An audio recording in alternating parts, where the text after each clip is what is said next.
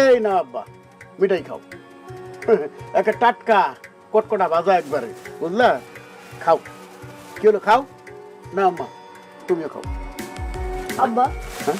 তুমি তো জীবন নাম করে কোনো কিছু কেমনি করে খাও নাই, আজ হঠাৎ কি হলো? কি হয়েছে তোমার? ঘটনা কি? ঘটনা কিছুই না, মিষ্টি আনছি, চুপচাপ খাবি। এত কটকট করে কথা কস কেন? খুশির খবর একটা আছে, পরে কমু নেই। কিসের খবর? হ্যাঁ, খবর দেবেন না আপনি?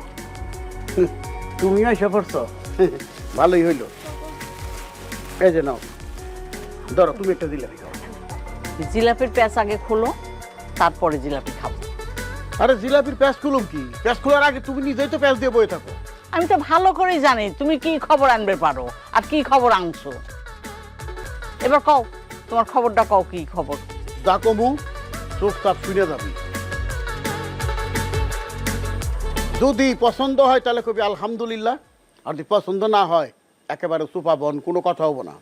আমি যে কথা কমু, যে সিদ্ধান্ত নিমু, ওইটাই ফাইনাল সিদ্ধান্ত। আমার সিদ্ধান্তের উপর এই বাড়িতে কোনো সিদ্ধান্ত নাই, কথাটা মনে রাখি। তো শুনি খবরটা কি? আমি ময়নার বিবাহ ঠিক করছি। বলে একেবারে ক্লাস 1, রিক্সার গ্যারেজের মেকানিক্স।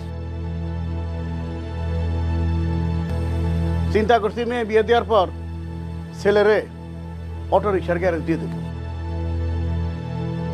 ছেলের হাতের কাছ থেকে টন্টো না, আমি এখন মুগ্ধ হয়ে গেছি, নিজেই যাচাই বাছাই করছি। মেয়ে আমার খুবই শান্তিতে থাকবো, একবার ঠ্যাঙ্গের উপর পা তুলে সংসার চালাইবো, কোনো চিন্তা নাই, মেয়ে নিয়ে কোনো টেনশন থাকবো না। কথা শেষ।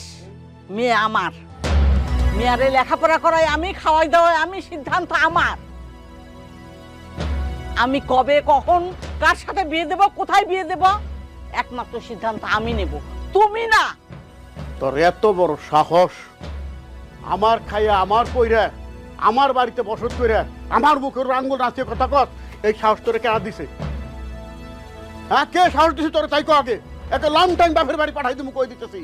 তোমার না আমার মাইয়া খায়ও না, পরেও না। আরে বাড়ি থেকে না খাওয়া চাও, উল্টো পাল্টা কথা কয়, বাড়ি কাটতে আমি কামাই করি, আমি আমার মাইয়ারে খাওয়াই, পড়াশোনা করাই। করস তুই? কিসের পড়াশোনা করাস? বাস আজের কথা কস তুই? রাজার কথা করে বাইর করে দিমু, কই দিলাম। খালি পোলা মানুষ সামনে কিছু কইতেছি না। এই আরে বিশ্ব, টাকা রে সুলতান, পোলাপানের সামনে ছাড়ে দাও, পোলাপানরে ছাড়ে দাও না, আমারে ছাড়ে দাও। এই কারোতে ছাড়ে কথা কও না, সারা গ্রাম শুধু তো নাচায় বেড়াও। কি কারণ শুধু নাচাই বেড়াই? অনেক কারণ আছে। হ্যাঁ, তোর মুখ বাইরে গেছে, তোর মুখ আজকে বন্ধ, মুখ আজকে এই আব্বা, আব্বা আমার কিছু দরকার কইলাম, না কিন্তু ভালো হইব না। সানমিয়া, তুমি তো তোমার নিজের বিপদ নিজেই দেখে নিয়ে আসছো।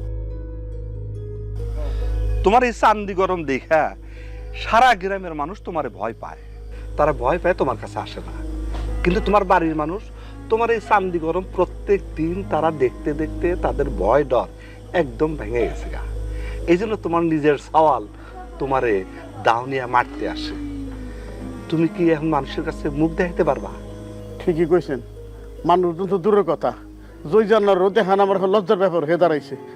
এই জন্য তো এত রাইতে আপনার কাছে আইছি। বাড়িতে যাই একটু শান্তি হলে ঘুমাবো নিশ্চিন্তে। হ্যাঁ, জুও নাই, শরীরের মধ্যে ডর ঢুকে গেছে গা, কোন কোন ঘটনা ঘটে বসে তা ঠিক আছে। আমি যে এখন কি করি, আমার বাড়িতে তোমার রাখমু সেই উপায়ও নাই। আমার যে বড় পোলা, সে তার বউ নিয়ে আজকে বাড়িতে এসেছে, সে আবার আমার চেয়ারম্যানগিরি তুই চোখে দেখতে পারে না। কি কমু চেয়ারম্যান সাহেব,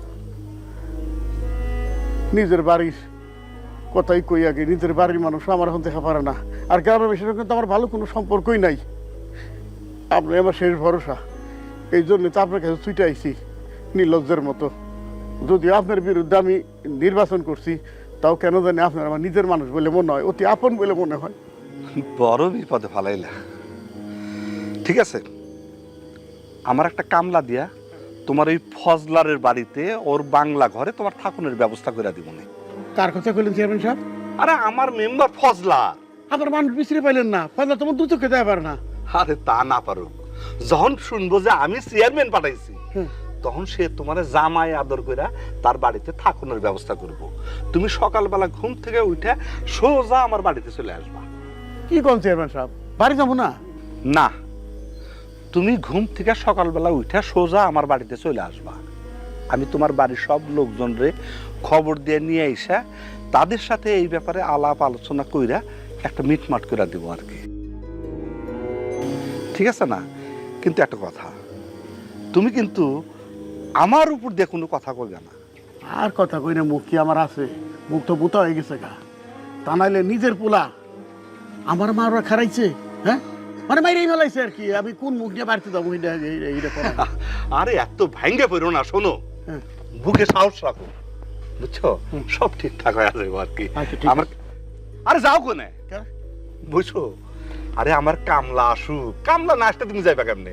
এ তোমার ফজলারের বাড়ি দিয়ে আসবো। ও, মানে আমার মাথা ঠিক নাই তো, মেলা করছিলাম। আচ্ছা। আচ্ছা ঠিক আছে, বসো। কামলা হোক তো। হ্যাঁ হ্যাঁ,